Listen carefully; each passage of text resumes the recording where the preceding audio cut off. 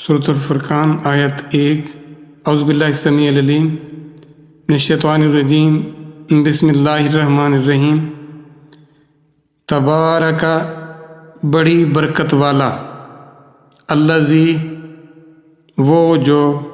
جس نے نزل الفرقان نازل کیا فرق کرنے والی کتاب کو یعنی قرآن کو، نزلہ نازل کیا، فرقان فرق کرنے والی، جدا جدا کر دینے والی، حق اور باطل کو، حرام اور حلال کو جدا کرنے والی کتاب یعنی قرآن، اللہ پر عبد ہی اپنے بندے پر یعنی نبی پاک صلی اللہ علیہ وآلہ وسلم پر اس کو نازل کیا، لیکون تاکہ ہو للعالمین سارے جہانوں کے لیے نذیرہ ڈرانے والا، خبردار کرنے والا۔ اب دیکھیں اس میں کیا مشکل ہے، کوئی لفظ ایسا لیکون آپ کہہ سکتے ہیں تاکہ ہو، عالمین کا پتہ ہے، اللہ پتہ ہے، عبد ہی اپنے بندے پر، نزلہ نازل، فرقان فرق کرنا، اس سے تبارک کا برکت، اللہ وہ ایک ذات۔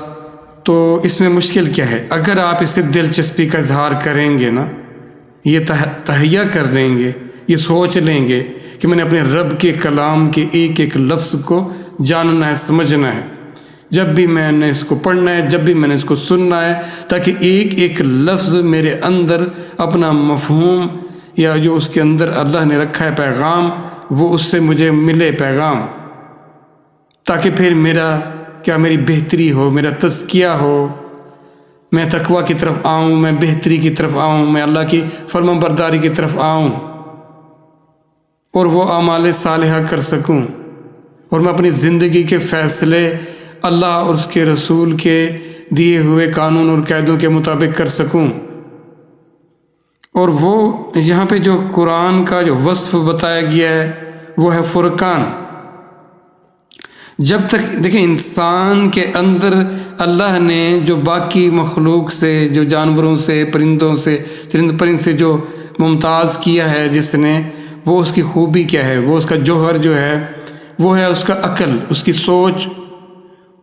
وہ جب سوچتا ہے تو اس کو مختلف آپشن نظر آتی ہیں، مختلف وے آؤٹ نظر آتے ہیں، پھر وہ اپنی بساط، اپنی حیثیت کے مطابق فیصلہ کرتا ہے کہ میں اس میں سے بہتر چوائس کی طرف جاؤں۔ اب انسان کے اندر لمیٹیشن ہے، ایک حد ہے، اس حد سے زیادہ وہ دیکھ نہیں سکتا، سن نہیں سکتا، سمجھ نہیں سکتا، تو سوچ نہیں سکتا۔ تو پھر کیا کوئی ایسی ذات ہو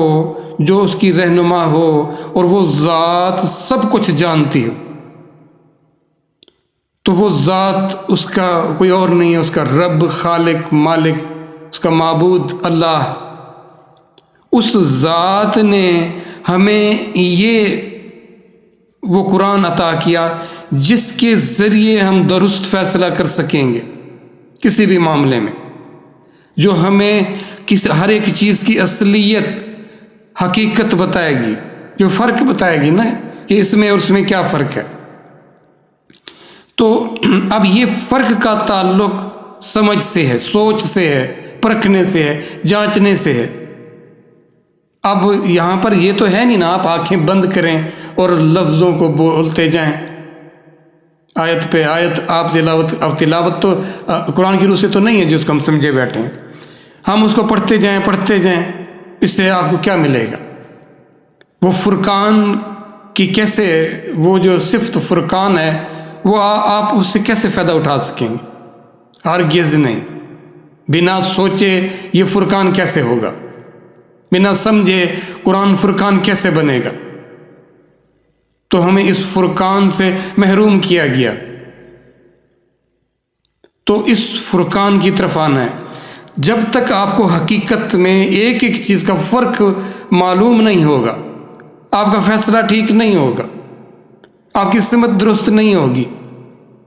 تو اپنی سمت، اپنا فیصلہ ٹھیک کرنا ہے، اپنی سوچ کو، اپنے جو آپ کا بیہیویئر ہے، جو آپ کا ایٹیچیوڈ ہے، جو آپ کا ویژن ہے، جو آپ کے خواب ہیں، جو آپ کی نظریات ہیں، ان کو جب تک آپ انالائز نہیں کریں گے، دیکھیں گے ہی نہیں، پرکھیں گے نہیں، آپ کو کیسے پتہ لگے گا کہ میں ٹھیک راستے پر ہوں؟ جس کو میں نے اپنا ٹارگٹ بنایا ہے وہ ٹھیک بھی ہے، یہ جو میں نے اس ٹارگٹ کو حاصل کرنے کا وے آؤٹ یا جو بھی راستہ اختیار کیا ہے یا کرنا چاہ رہا ہوں، کیا وہ حق ہے، ٹھیک ہے، درست ہے؟ بعض چیزیں ابھی تو آپ کو بہت بھلی لگیں گی، لیکن کچھ عرصہ بعد آپ کو ان کی پھر حقیقت کھلے گی، تب جا کے حقیقت کھلی تو آپ کو تو بہت نقصان ہو جائے گا۔ تو بجائے یہ کہ آپ اپنا وقت ضائع کیے پہلے سے ہی معلوم کر لیں کہ آپ کے لیے ہمیشہ کے لیے کیا چیز بہتر ہے، ہمیشہ کے لیے کون سا نظریہ، کون سا راستہ بہتر ہے، تو آپ کو وقت سے پہلے پتہ ہونا چاہیے۔ اور قرآن آپ کو وقت سے پہلے آگاہ کرتا ہے، چیزوں کی حقیقت بتاتا ہے۔ تو قرآن سے مسلسل رجوع کرنا پڑے گا اگر آپ درست فیصلہ کرنا چاہتے ہیں، درست کام کرنا چاہتے ہیں،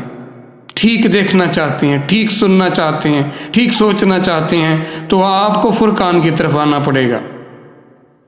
اور وہ بڑی برکت والی ذات ہے،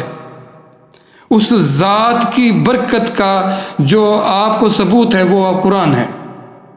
وہ اپنے بابرکت ہونے کے بعد وہ اپنی جو کیا چیز کس نعمت کا اظہار کرتی ہے، وہ ذات جو انسان پر ہے، جو اس نے مہربانی فرمائی، جو اپنا کرم، جو اپنی رحمت فرمائی، تو اس نے اپنے بندے یعنی رسول اللہ صلی اللہ علیہ وآلہ وسلم پر کیا قرآن نازل کیا، فرقان نازل کیا، تاکہ آپ ایک ایک جہان، ایک ایک نو کو حقیقت کی طرف لا سکیں، حق کی طرف لا سکیں، اور انہیں اپنے آپ کو بگڑنے سے، برباد ہونے سے بچا سکیں، خراب ہونے سے، ناکام ہونے سے بچا سکیں۔ یہ تمام جن و انس وہ ہر ایک فیز میں،